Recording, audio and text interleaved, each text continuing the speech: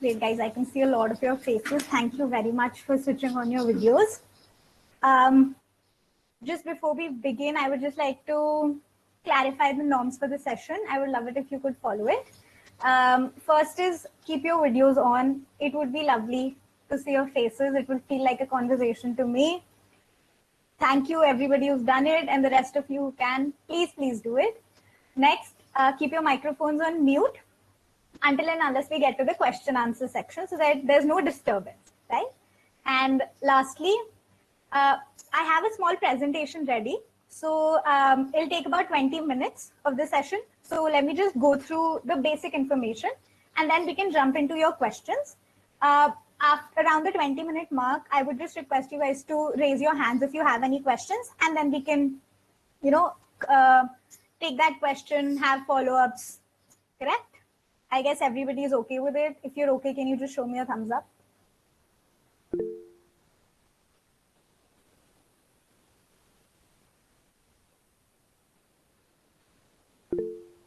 Guys, okay. I see a few people have raised their hands already. Guys, is there something that you want to ask? You can come off mute and ask. Yeah, okay, might have been my mistake. I'll just begin with the presentation then, right?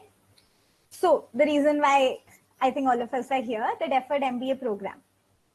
In very fancy terms, it's just everybody's chance, all of us are sitting here, to get into a flagship MBA program even before you get out of college, even before you have a job, right? That sounds fancy because most of the colleges in America do not allow students right off the bat to get admission. They require some sort of experience, right? Okay. So just giving you a very brief overview of what Deferred MBA programs look like. So generally, students are allowed to apply in the final year of their undergraduate or postgraduate studies. Then you gain an admit, hopefully, luckily you do. And then you're allowed to work for 2 to 5 years before commencing the program. Something that I need to clarify right off the bat is that the program, the MBA program, is the same. The Deferred MBA is just a way, it's a different mode of entry, that is all. You will still be sitting with the same class of students that will be a part of your cohort, right? Great. Why should you do it, right? I think one of the biggest reasons is that you're securing your future right off the bat, right? Even before you've graduated. But I think these are the two things that are least commonly talked about. First is the early access to the network, right? Once you get an admit, however many years you may choose to defer, you have the option of becoming friends with and learning from the experiences of the most smart, interesting students that you'll ever meet. And that's even before you started your MBA, right? And that network is not only restricted to people from your own batch. You get to meet people from the current batch. You get to have exclusive networking events, exclusive newsletters, right? And the second big is freedom to take risks. A lot of the people have that goal of getting an MBA into mind, and hence all of their actions for, I think, 3 to 4 years are targeted towards getting that MBA, right? That might mean that you have to take the safer options, such as going to investment banking or consulting, just to prove your mettle to the MBA colleges, right? But once you get a Deferred MBA Admit, you have the freedom to take risks. You don't have to, I don't mean it in an offensive way, but you don't have to take the dull banking jobs that you thought you would have to, right? You can work on your own startup. You can work in social enterprises. You can chill on a beach. Most people don't do that, but you could do that if you wanted to, okay? The big names on the screen. So the most famous program, and I believe the first program that was started, was the 2+2 program by Harvard Business School. It's the oldest Deferred MBA program. As the name suggests, 2+2 is 2 years you work, and then 2 years you study. You come to the B school, and then you study. Out of all of these schools, Yale's Silver Scholar programs is a little bit different. in the Yale Silver Scholars Program, if you get an admit into the Silver Scholars Program, you join, you finish 1 year of your MBA, then you have a year-long extended internship, and then you come back to do the second year of your MBA, right? Apart from that, the rest of the models are the same only. I think Indian School of Business Young Leaders Program is also the only deferred MBA program that runs in India. Not mentioned on the screen is IESE Business School's Young Leaders Path. That is available for both undergraduates and people who have up to a year of work experience. So anybody who's interested in that can look there as well. Somebody who wants to study in the UK. Right. Then coming to the timeline, right? I am taking that the start of the timeline is today. And the first thing that you need to focus on is building your profile. I think hopefully a lot of you must have done it till now. Even if you haven't, it's not late, right? Whatever time that you have left, you can undertake internships, you can undertake volunteering activities, you can basically build up anything that you believe is lacking in your profile. And don't stop doing that even after your applications are complete, right? You don't know what is going to happen in the interview. You don't know what is going to happen after you've gotten admitted, right? Keep this in mind that wherever you feel like you're lacking, if you feel like you need more leadership roles, go ahead, take charge of your life and get those straight away, right? The second big thing requires the most amount of time. And honestly, very few people give this amount of time. Even I didn't. These are the essays and the letter of recommendations. Once you've decided that you want to pursue an MBA, talk to the recommenders that you want should write you a letter of recommendation. Just tell them why you want to do it. Just tell them that, ask them first of all that would they be interested, because it is a very long process depending upon the number of schools that you apply to. Even though there is a format that most schools follow for their letter of recommendation that includes 3 questions. Some schools, for example, Haas, they have their own questions that they ask the recommenders. And that would mean that the recommender has to put in more efforts. So just tell your recommenders that I was thinking of applying. Why are you thinking of applying? Why do you think they would be a good recommender? Right? And once they agree, then you can begin the journey of reminding them that these are the tasks that I had done and these were the outcomes. At the end, they only have to write your letters of recommendation, because in case the business schools detect even the slightest hint that it was written by you because of the writing style, then they would completely reject your application, and that's not worth the risk, honestly. Right? Then you have the essays. As soon as you decide, just to begin with the process, just make an account on all of the schools' sites and go through the application form once. Just read through their essays.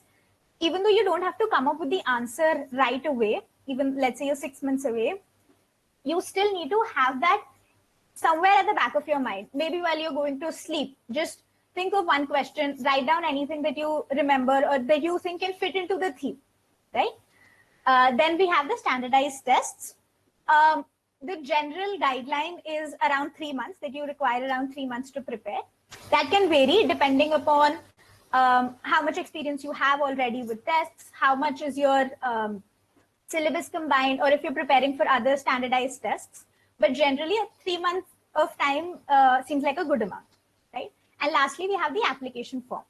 The entire application form, apart from the essays, LOR, standardizers, consists of certain information that you need to fill additionally, right? That can include what extracurricular activities are you taking. That can include what volunteering experiences have you had? Have you had any international experience, right? It depends from the school to the other. And finally, majority of the deadlines of the schools lie in the period of March to June, right? So try to be ready by February. Have all of this information ready by February, so that during the end you can also have time to ask other people to have a look at your form and then just give it a second review, basically, right? Then we have the application components, right? these are the 6 major components. There's another one that I'll tell you at the end. First is academic transcripts. All schools require the transcripts. Initially, while you're filling the application, they will ask you to put an unofficial report.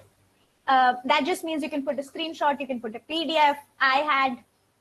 I'm a due student, so I just had my mark sheet, which they agreed to, right? You just need to upload those. This will help them in understanding what are the courses that you took and how much have you scored in those courses. Then we have your resume, right? Even though all of these components are a part of the normal MBA application as well, the resume is strikingly different here because you do not have any work experience out of college to show, right? So here you can focus on your academic achievements, on your extracurriculars that you did in college, and any, for example, papers that you've published, any research that you've done, any out of college, like let's say you founded your own startup. Don't forget to mention that here. And very, very importantly, mention your hobbies. Okay. Doesn't seem like the place to do it, but in just 2 lines at the end, just show them that you're more than that one piece of paper, and then you're more than just your achievements. What do you like doing for fun? All right. Then we have the essays. As I mentioned, give it 6 months. Majorly for all schools, you have school-specific essays. For example, Stanford, we have why Stanford, what makes you feel alive, and why is for Haas, right? Describe the biggest commitment that you've ever made, was Yale's essay this year. Depending upon the number of essays, try giving that school a bit more amount of time. Apart from these very specific essays, most schools will ask you for your short-term goals, your long-term goals. What do you want to do pre-MBA? What do you wish to pursue post-MBA? And how does your story align? Some schools may give you a separate essay to write about this. Some schools might just give you, for example, Stanford just gives you a 120 character box that you have to fill with what do you want to do post-MBA, right? So you have to squeeze your answers in either way. Then we have the letter of recommendation. As I already mentioned that most schools require 2 letters of recommendation. Talk to your recommenders pretty early on in the process. Tell them that it's going to be hectic if you want to apply to 8 schools. That is asking a lot of their time. So just make sure that they will not back out at the end. For deferred MBA applicants, schools generally ask for 1 recommender to be an academic recommender. So that may be your professor, your head of department, your principal, or any teacher that you know from school, whatever. And the second has to be from professional experience that you've had. So that may be one of your internships, an extracurricular activity. Then we have the GMAT and the GRE score. B schools accept both of these scores, the GMAT and the GRE. We'll discuss more about them further on. But yeah, it's not a mandatory requirement. A lot of schools have now started to make the GMAT and GRE optional, but students still prefer to take it just to show that they're academically capable of getting into that MBA and getting through that MBA, right? Lastly, we have the test of English proficiency, which is your TOEFL and your IELTS.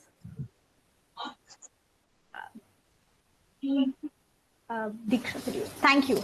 The test of English proficiency, TOEFL or IELTS. Most schools will require you to get it. Harvard does, Stanford does, but a lot of schools don't. Yale has its own criteria for judging the test, judging your communication skills. Columbia doesn't ask for the test, but if you're applying to multiple schools, you will have to give it, right? Coming to the last part is sometimes schools will ask you for a video component. For example, MIT asks for a 60-second video introducing yourself and how do you think you fit into the MIT culture. Yale also has a specific video component where it will ask you 3 questions and you have to answer them, it gives you some time to prepare and then you have to answer them and that's recorded as your response, right? And they do not require a separate IELTS or TOEFL score. Now, coming to the standardized tests. As I mentioned, GMAT and GRE are both acceptable. One big question is, which exam should I give, the GMAT or the GRE?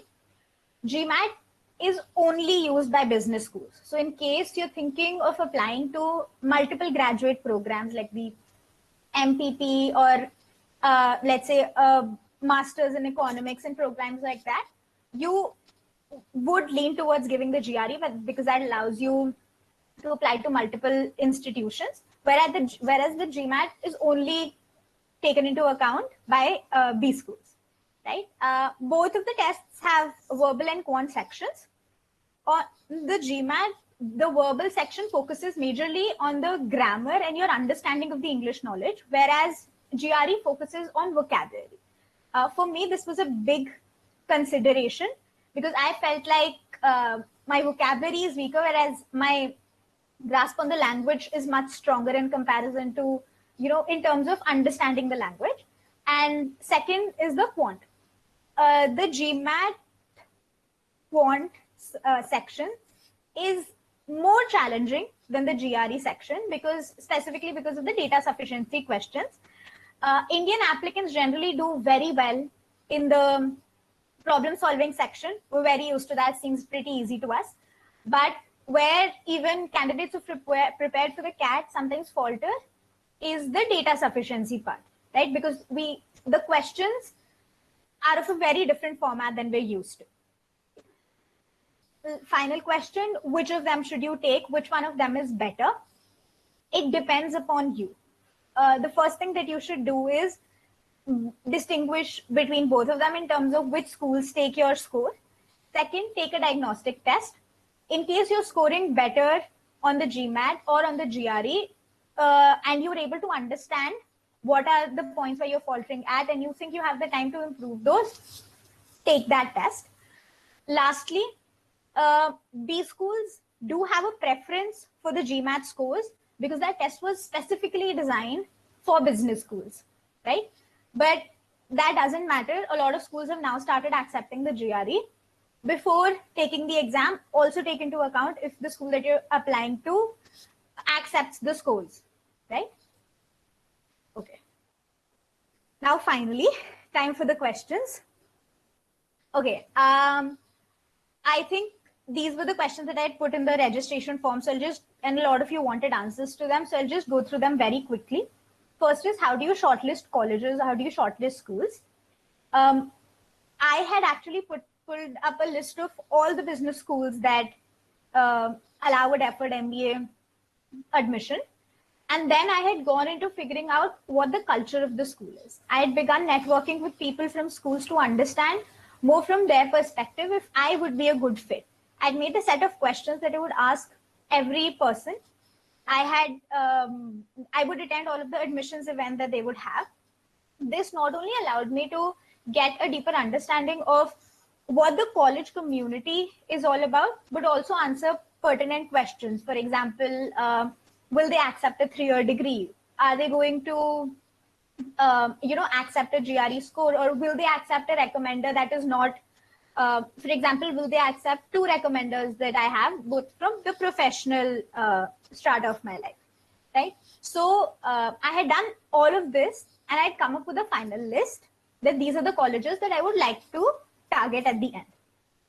Then the second is how to prepare for the GMAT. This is a very personal journey, very honestly. Starting from the diagnostic test, at each and every step, you will have to give mocks and analyze scores, figure out where you're faltering, and then take remedial steps to improve your score. Mocks become a very important part of the journey. For me personally, the 3 major banks that I had used were, first was the OGs. These are the guides that are taken out by the official GMAT company. And you have 3 guides. You have the one original book, then you have one for verbal and one for quant. These are official questions that have been retired from the test. So that makes it easier for you to get a hang of what sort of questions will be there. The second thing that I used a lot was the Manhattan Prep books. These basically set a base for you so that you can start from zero if you want to and if you have the time. I had the time, that's why I wanted to begin and strengthen my base first before moving on to more difficult questions. And lastly, GMAT Club. It's a website. You can create a free account, and they have like tests that they give out on subscription. So you can just take that subscription. I took the subscription for 3 months, and you can do all of their questions. And lastly, fourth is the eGMAT verbal resources, right? If you feel like your verbal is weak, then you may go ahead with those tests. How to prepare for the IELTS or TOEFL? If you have good command over the language, this should not take you a lot of time. I had applied for my IELTS and finished with it within a week, right? I had taken 2 mocks and I was fine. I had a fine understanding of what do I need to write in order to score well on the test. Fourth is how to craft a stellar essay. More than just the essay, an essay is it's a very important part of your application because it binds it together, right? It tells the person who's reading your application what your story is. Throughout the application, you will have to be true to yourself. You will have to keep in mind why you're applying. You have to get your story straight. You have to understand what the reasons behind you've done things, right? Not just putting down achievements in your essays, but they need to know why did you choose this. For example, why did you go for, let's say, a volunteering activity where you could have taken an internship in a consulting firm? They will need answers for that. Why did you choose a startup instead of a well-established business, right? You need to figure out answers first on your own. Self-reflection, this process is very important. And then begin with writing your essays and figuring out, once you figured out who you are and who you want to be and how that MBA is going to help you, the essays become just a way of, explaining that and communicating that to the person who's reading it, right? And it becomes much easier to frame these essays and craft stellar responses to those questions if you know what you want to convey, right? And you can always take help from people that you know, people you feel could help you with this process more. Then we have what needs to be included in the CV. Again, very personal question. Any achievements, for example, what I had done is I had made a master CV where I had just put down all of my achievements that I felt were worth mentioning. Then I showed them to one of my friends who knew me very closely, and we went over things that made the most impact in that one statement, right?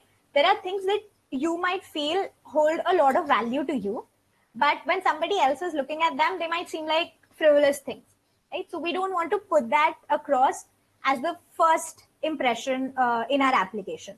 Mention that somewhere, and when you get to the interview, explain and like you can talk your heart out at that point of time. Who to approach for your LORs? As I mentioned, schools generally ask for 2 letters of recommendation.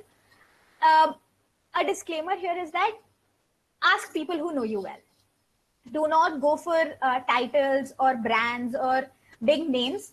Go for people who've genuinely seen your work and who believe that you deserve getting an MBA or that MBA is the right path for you, right? Luckily, both of my recommenders were super helpful.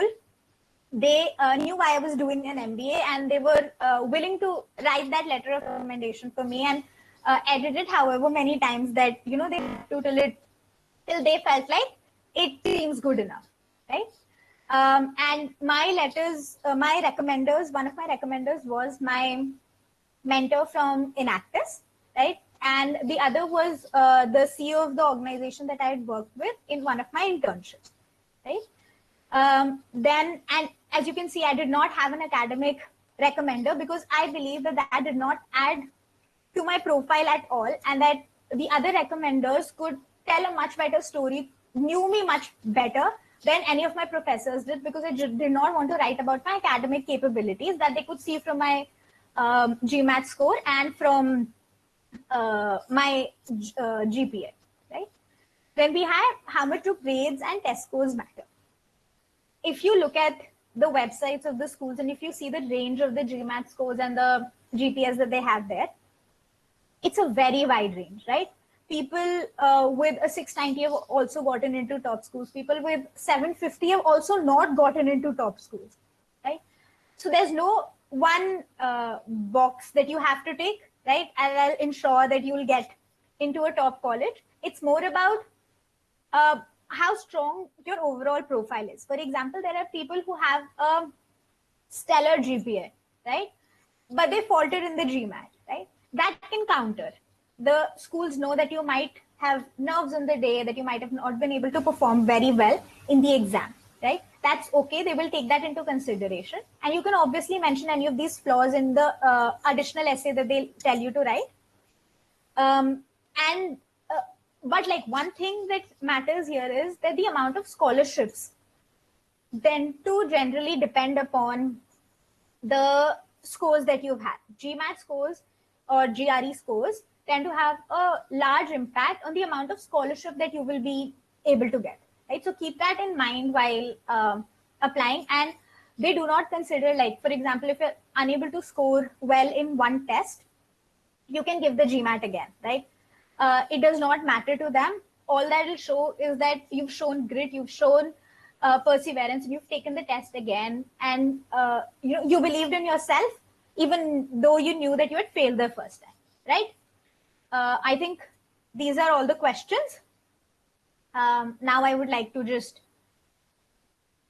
ask people to raise their hands. I've spoken a lot. Hopefully none of you are asleep. You guys have, okay. Take a glass of water. Take a glass of water. You've been taking... Thank you, Ashutosh. But I think we'll just begin. Let me see who's raised their hands. Wait 1 second.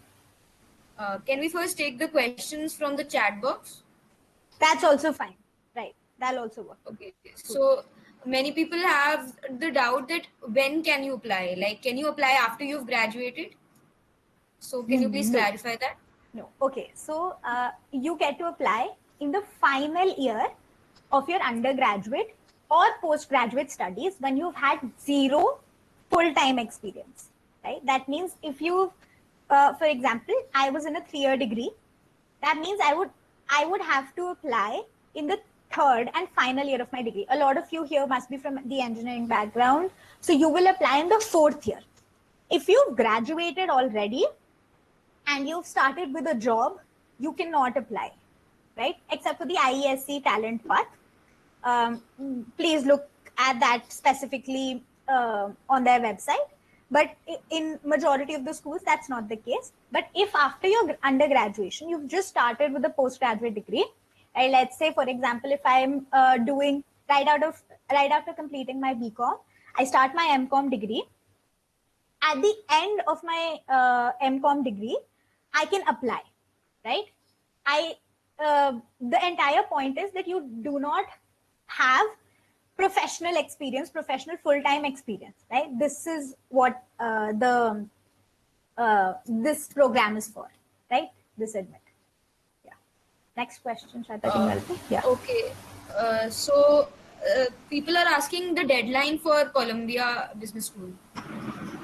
You will have to check it. For me, the deadline was actually extended. April 15th was the deadline, but due to COVID, it was extended to June 1st.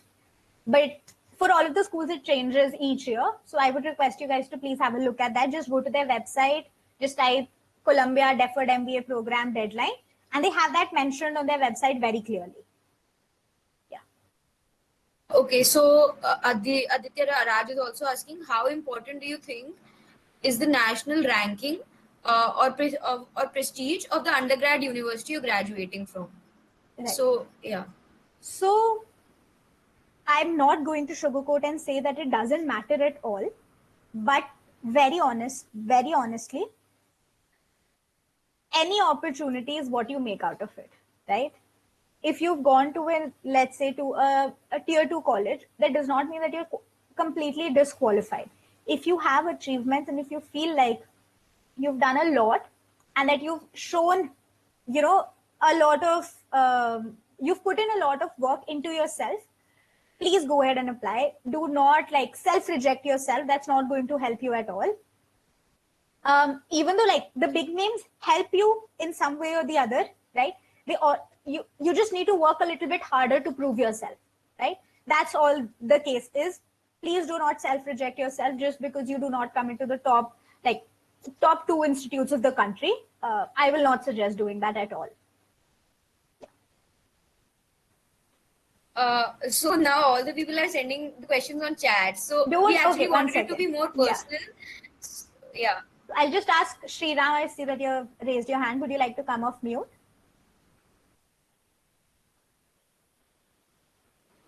Hello, can you hear me? Yeah, I can hear you. Hello. Hi, Nishtha. So I was saying I have a grace in one subject. So, I mean, all others are good. I mean, in just the 3rd semester, I got 1 grace. And in my school, I don't have a makeup option. So I have to upload all the transcripts, or is it just the one transcript that's going to be uploaded? You have to upload the entire, like, if you have a 3-year, 6 semesters, then you have to apply, then you have to upload all of the 6 semesters. Yeah, you can make up for it in other ways, like maybe through your GMAT scores or other courses. If you, for example, if that was a maths or a quant course, then you can take other courses from outside and counter that. All right, sounds good. And one more question I wanted to ask. So, who was the mentor? I mean, you said you had 2 recommenders, right? So, who was the mentor? Right. So the mentor was basically, I was a part of Enactor Shriram College of Shriram College of Commerce. Sorry. So my mentor was basically, she was holding the position that I took in my 2nd year before me, right? So she had guided me throughout like the 3 years that I had at Enactus. We had a very close bond. She was overlooking everything that I was doing and she was guiding me. Okay? So she was my recommender. She had seen that what I had done in those 3 years, inside school, outside of school, and she was able to put in incidents into the letter of recommendation that if she was just, somebody who had seen me work from the outside would not have been able to do it. They would not have been able to make it personal. Right? Okay, got it. And the last thing, no, Sriram, I'm so sorry. But a lot of people have raised their hands. We can come back to you later if you have the time, right? Guys, and I would just request you to have questions that are a little bit broader, if that's fine. For personal questions, we can take our time later as well because a lot of people are available here. So any broad questions that you have, right? Let's go, Avi. Yeah, hi, I'm audible? Yeah, perfectly. All right. Yeah. First of all, congratulations and stuff for your acceptance to Columbia Business School. Huge accomplishment. I had just a couple of quick questions. So as you're from a business background, a lot of Deferred MBA programs say on their website that they have a preference for STEM applicants, like HBS does that, and I think Darden also does that. So how can an applicant from a traditional business or finance background help its application to stand out from the rest of the pool? Because I think it would be more competitive. Right. So, yeah. Okay.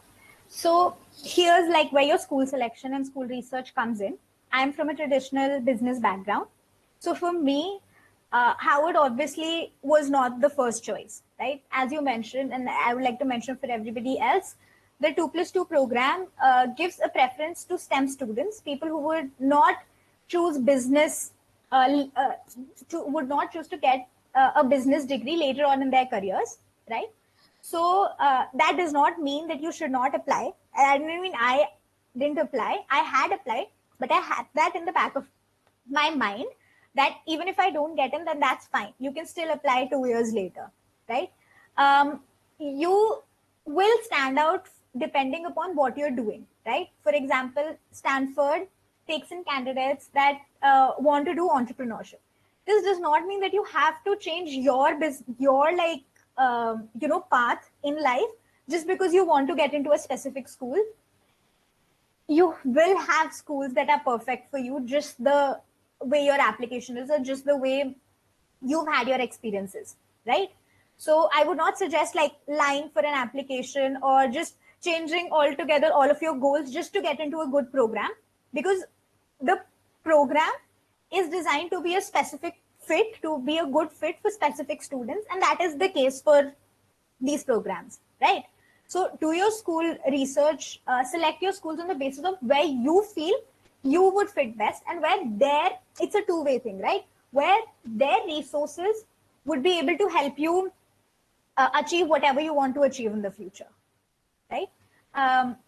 Yeah, let's listen from Malvika now. Hi, Nishtha. Thank you so much for this session. First of all, it was very informational.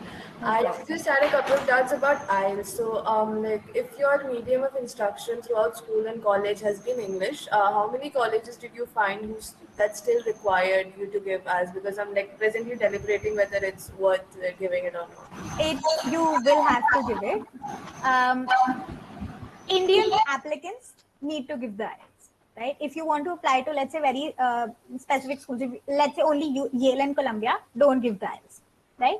But almost all institutes mention that on their website, that if you're from India, and even, for example, even my medium of instruction throughout school and college has been English, but I still had to give the IELTS, right? It just shows that to them, that because you're from India, they know that most of the, sometimes the instruction does get into converted to Hindi very easily. So just give the IELTS. I think it was non-negotiable for me because I was applying to a large number of schools. But if you want to, you know, apply into select schools, then you can obviously take that later. Yeah. Let's hear from Shahrish. I'm sorry if I'm pronouncing your name wrong. Yeah, hi Nishtha, great session. Hi. Thank you. So I wanted to ask you about how you would describe the culture of each of the top Ivy League MBA schools. Just because I haven't done that research yet, so I'm just wondering what you came across and how what kind of fit would each school be, if you could just describe in short. Right. Okay. So that's a very controversial question and also very personal, right? It depends upon the people that you talk to from each school. For example, when I was talking to people from Darden, University of Virginia, Darden, their entire response to any question that you have, the amount of access that you have to a direct admissions officer, even though you're not a admit yet, and the response of the students, right? Anybody that you reached out to, anybody that I had reached out to for my Darden research, immediately messaged me back, right? They took out time from their calendar. They helped me with understanding everything about the school. Whereas a lot of the times, schools do not have that option of communicating, where you have to do your research to figure out times. I cannot take names, but there have been times where, the students are busy and they're unable to take out time for, sitting down with you. But that does not mean that you cannot do your research on your own. How do you figure out the culture of the college? The first place to go is the student. I am not divulging into, specific accounts, but let's say, for example, I'll take the example of Yale, right?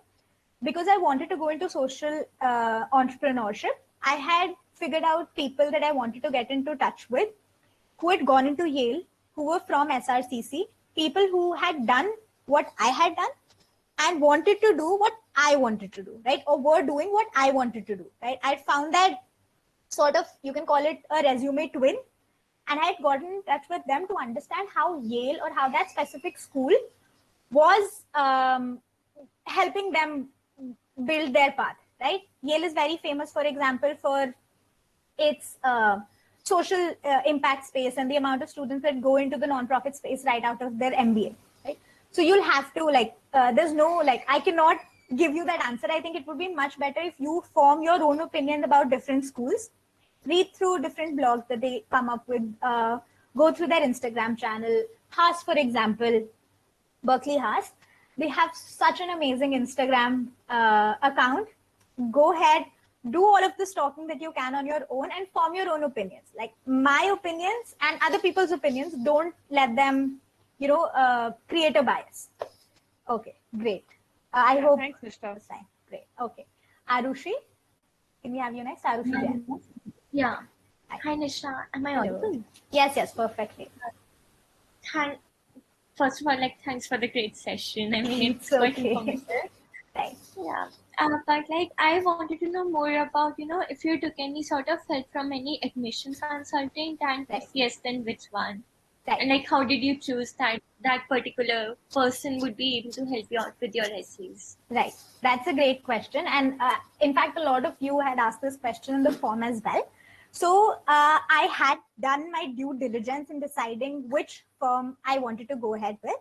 I took the help of an admissions consultant for 2 of the schools. The name of the consultancy is Applicant-X, right?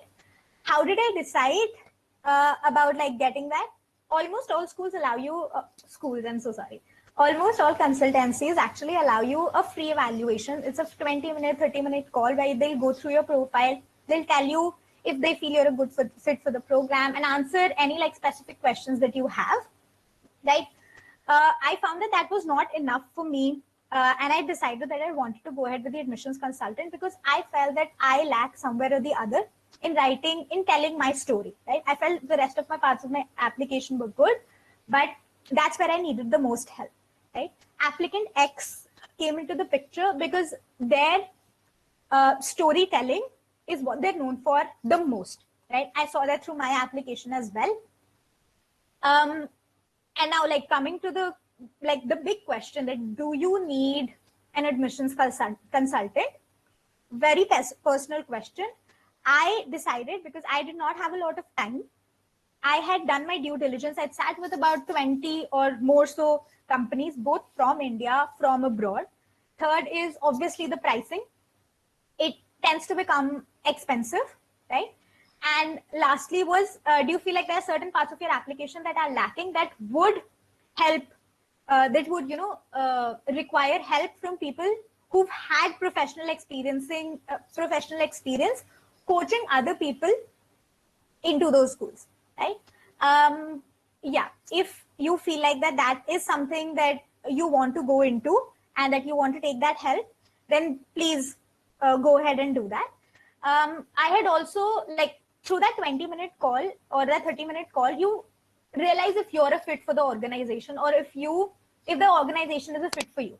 If you come out of the call feeling happy, feeling like, yes, you can do it, that generally is a good sign, right? Secondly, I also wanted to go ahead with a smaller firm so that I knew that I would be given much more personal attention rather than going with a bigger firm where I would be, begging for the time of the consultant, right? So there's certain factors that you have to keep into account. Yeah, I think that was my decision. I'd taken help from that. Yeah. Also, guys, no problem. If you guys want help from Applicant-X, you can just visit their website. Just to give you a disclaimer, before going into any consultancy, please take the free profile evaluation.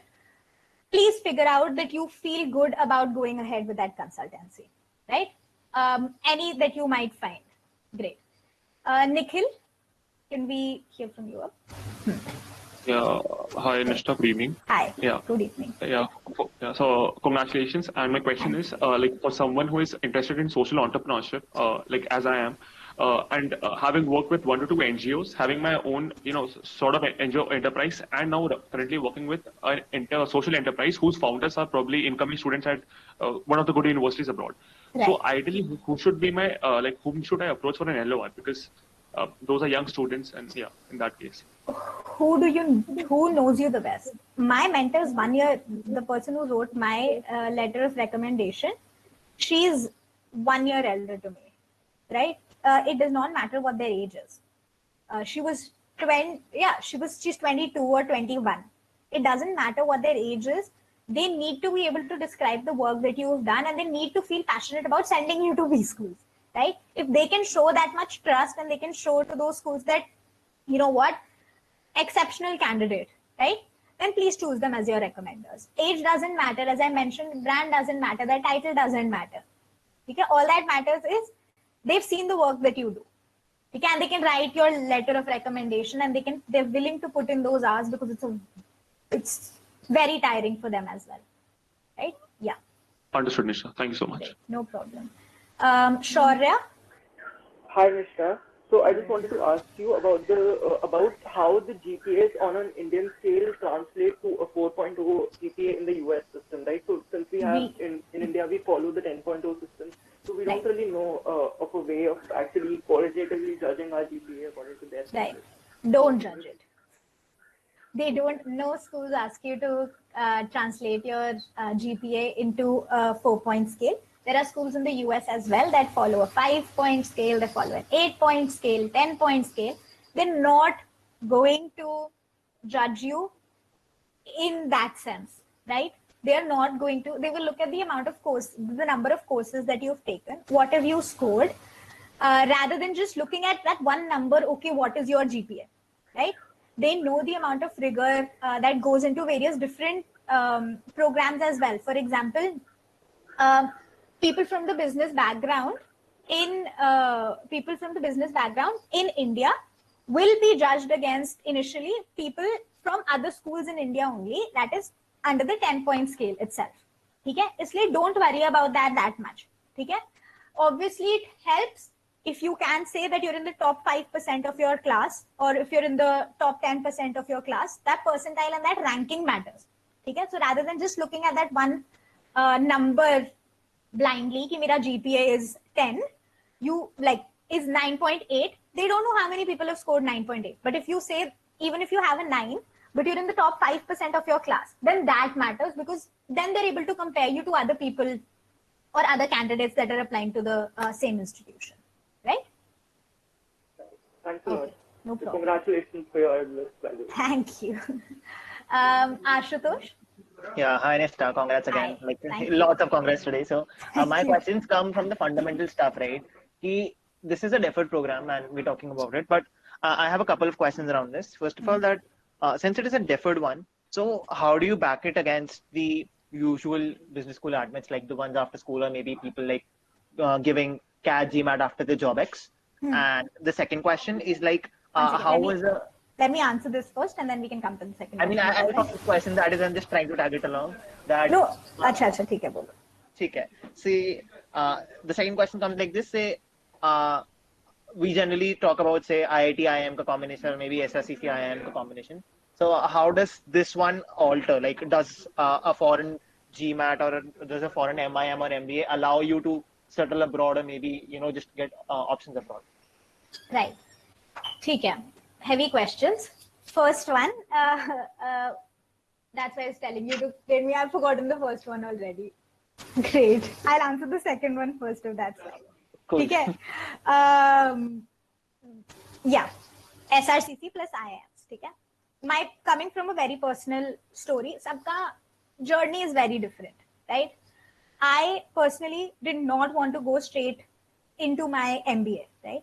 I'm a very strong believer that I need some sort of work experience in order to figure out where my interests lie, and I need to set them into stone before I take in, you know, experiences of different people and network with different people across varied backgrounds in an MBA. Okay? Right out of the bat, I did not want to get an MBA degree because of that fact. A lot of the people have very clear intentions, right? I have done 3 internships. I have, you know, in, let's say, McKinsey, I've done one in Bain. I'm very sure that I want to develop a career in consulting.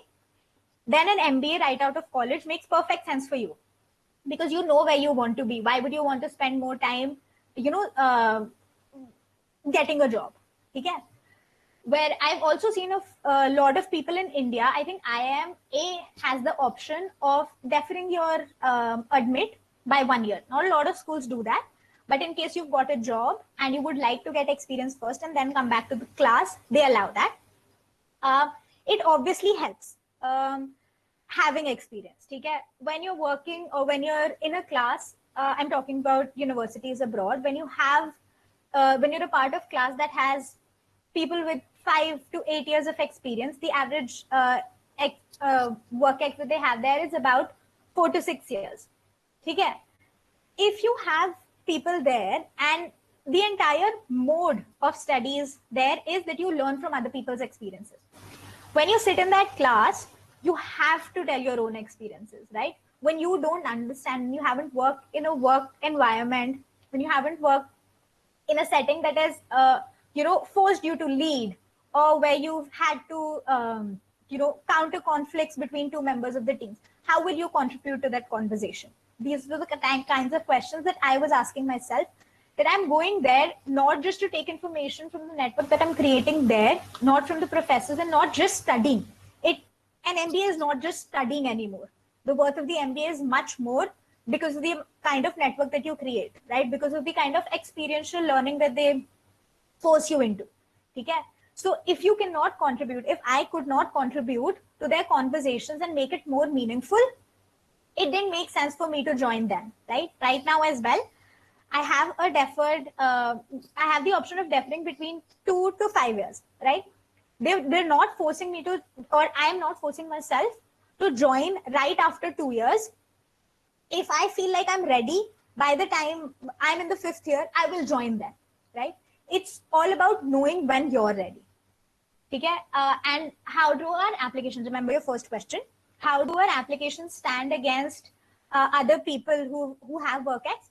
You're not judged with people from those, using that method of entry. You are judged against people who are applying to the deferred MBA pool only, right? So it doesn't matter, like तुम्हारा WorkX सबका ही 0 होता है, ठीक है? So it doesn't matter, you're being judged against the same group of people. Yeah. Got it. So asking the other parts of the question, does it allow you to settle abroad? Part A. Yeah. And for the deferred thingy, so it is for ISB as well, if I'm not wrong. So right. For foreign, is it flexible, like 2 to 5 years or what? So these two. Yeah. I mean, for all colleges, या फिर सबके लिए? No. So for example, Stanford has very flexible. Okay, you can join 1 year maybe. Harvard becomes a little bit strict. It tells you 2 to 4 years, but if you want to defer more than 2 years, so it becomes a little strict. It needs your reasons why do you want to defer for more than 2 years. Columbia, for example, tells you whenever you're ready, please join. Okay, 5 years तक का तुम्हें option मिलता है. Again, they allow you that flexibility. 2 to 4 years, it can be 2 to 7 years, it can be 2 to 5 years, depending upon the school. So please do your research. First part of the questions allow you to settle abroad, obviously, right?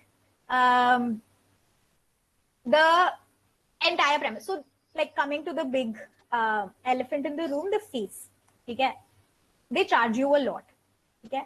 For Indian students, you have to convert that into dollars. Even without converting into dollars, the fees is a lot, right? And you have to finance your MBA, and you have to realize that you have to ask yourself the question: is it going to be worth it?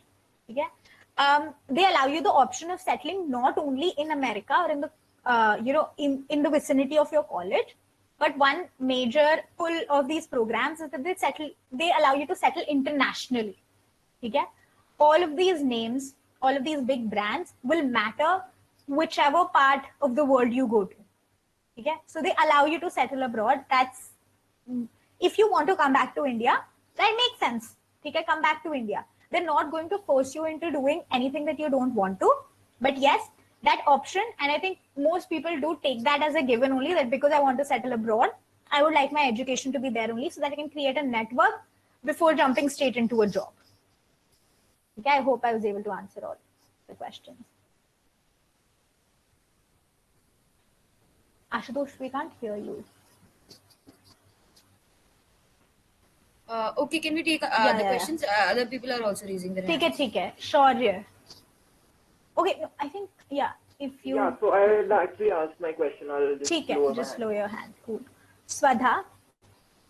Hi, Nishtha. Firstly, congratulations for securing admission. So currently, I would just like to give a background. I am in my 2nd year of BMS. But since the last year also has been online, I want to ask the question that wherein you come to building your own profile, right? So in this scenario, it is quite difficult to network with your seniors apart from the clubs you have. And secondly, the problem I'm facing right now is securing internships in good firms.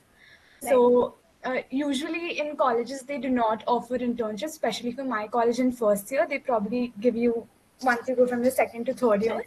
So what would your advice be to how to build a profile in your second year from the point of view of internships? Right. Try for off-campus internships. Okay. Your age and like it stops being a factor when you're applying off-campus. Okay. They don't know what criteria your school has or what sort of internship your school is giving. Your college is not going to stop you from taking internships outside. When it comes to networking, everybody knows that it's been difficult during the online space, but you have to realize that it also has its own benefits. Okay? Look at the pros that are there. You can network with anybody all across the world now. You don't need to be in their presence just to chat with them, understand their point of view, or get help, right? So look at the bright side as well. I'm not saying just ignore the the parts that you that are troubling you, but try looking at the bright side again. Sorry.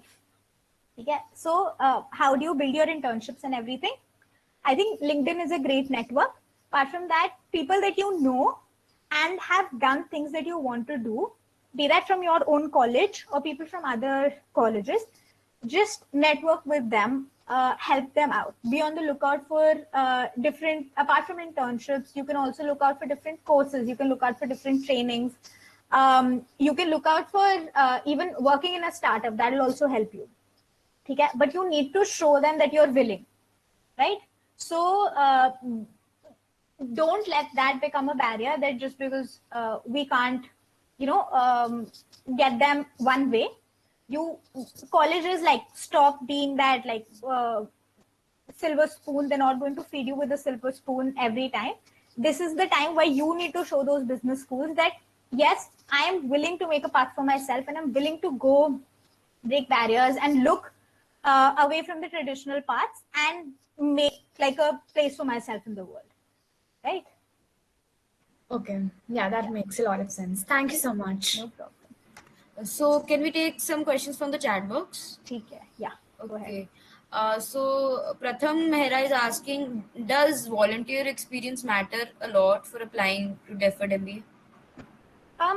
It matters everywhere.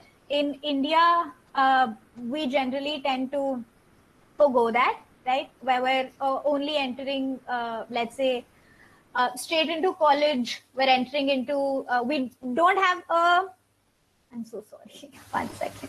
We're not asked to build a complete profile. We're just judged on the basis of the marks that we're able to secure. But in order to have a rounded profile, in order to have holistic development, you don't need to volunteer just because you want to get into a good school, but you need to show them that there are more causes that you care for, right? That you want to give back to the world, and if you don't want to, then that's fine. You can show them that you're helping or you're doing your part in other ways as well, right? For example, if you're founding your own startup, you can say that, whatever product that you have was built for this, right? I am helping people in this way. Volunteering experience is not necessary, but it just shows people that rather than just being selfish and looking out for your own good, you're willing to do that for other people as well. Business schools are looking for compassionate leaders. They're looking for people who care, who want to build society, right? They're not looking for people who care only about themselves, right? So you can show that to them in multiple ways. Yeah. Okay, so we have this question. Should I include my online courses certificate in the transcripts? Yeah, you have the option of including them elsewhere on your application form. Transcripts are meant specifically for the courses that you've done in college. Can I just call out Sanchit if you would like to ask your question?